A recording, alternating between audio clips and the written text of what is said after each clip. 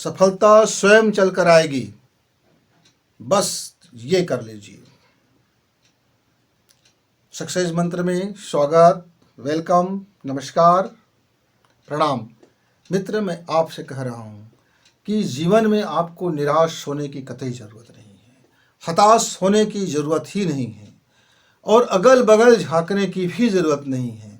जिस स्थिति में हैं, आपके पास जो भी मनी है, आपके पास जो भी माइंड है, आपके पास जो भी ज्ञान है, आपके पास जो भी प्रखरता है, आपके पास जो भी टैलेंट है, आपके पास जो भी साहस है, आपके पास जो भी कर गुजरने की कुवत है, एक बार आप उसको याद कर लीजिए। एक बार आप अपने को होश से भर लीजिए। एक बार आप अपने भीतर में जोश को लाइए। वह जोश कम ना पड़े, वह होश कम ना पड़े। बस इस बात को हमेशा ख्याल रखना कि वह जोश कम ना पड़े, वह होश कम ना पड़े।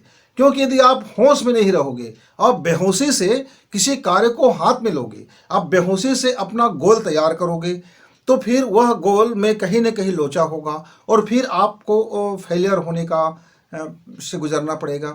तो होश और जोश, तो होश पूर्वक आप गोल का तैयार कीजिए। आप क्या चाहते हैं, आपका उद्देश्य क्या है, और एक बड़ा गोल तैयार कीजिए।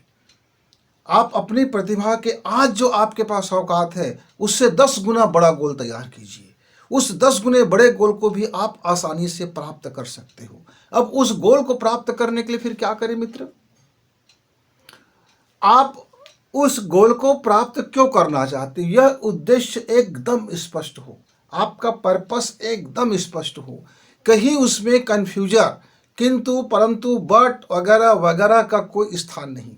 आप उसके अलावा कोई विकल्प पर चर्चा नहीं करेंगे। आप अपने दिमाग के किसी भी कोने में राय रत्ती भर भी आप कोई विकल्प पर चर्चा नहीं करेंगे। जो संकल्प है यानी गोल क्या है? आपका संकल्प।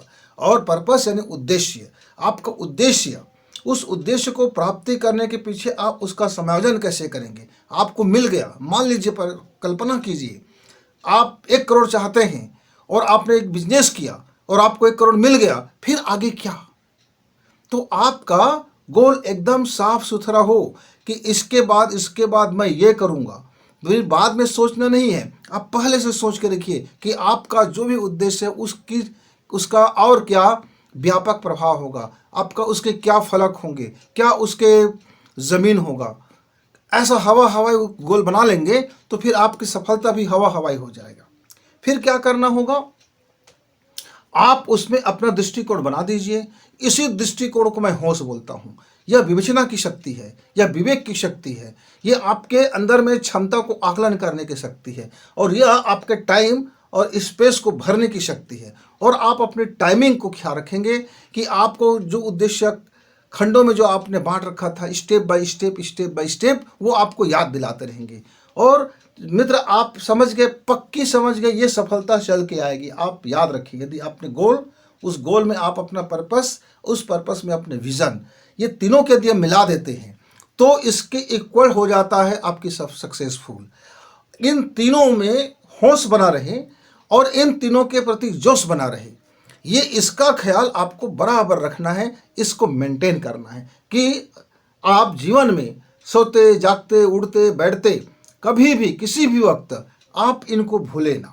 ये आपको स्मरण रहे, ये आपको याद दिलाता रहे कि अभी आप चैन से बंसी नहीं बजा सकते, अभी आपके पास फालतू गप मारने का टाइम नहीं है, आपके पास फालतू इधर उधर की चीज़ों में बकवास में बिताने का समय नहीं है। आपका लाइफ इस वेरी मूल्यवान है, बहुत कीमती है, अनमोल है, कीमती है। आपकी वैल्यू को आपको याद दिलाता रहे आपका होश, और आपका होश जब आपका वैल्यू याद दिलाता रहेगा और आपकी जो गोल है उसको प्राप्त करने का जो आपके पास विजन होगा, एक विचार होगा, एक थॉट होगा, एक दृष्टिकोण होगा, वहाँ तक पहुँचने का जोश बनाने का काम करेगा, तो सफलता खुद आप तक चलकर आएगी।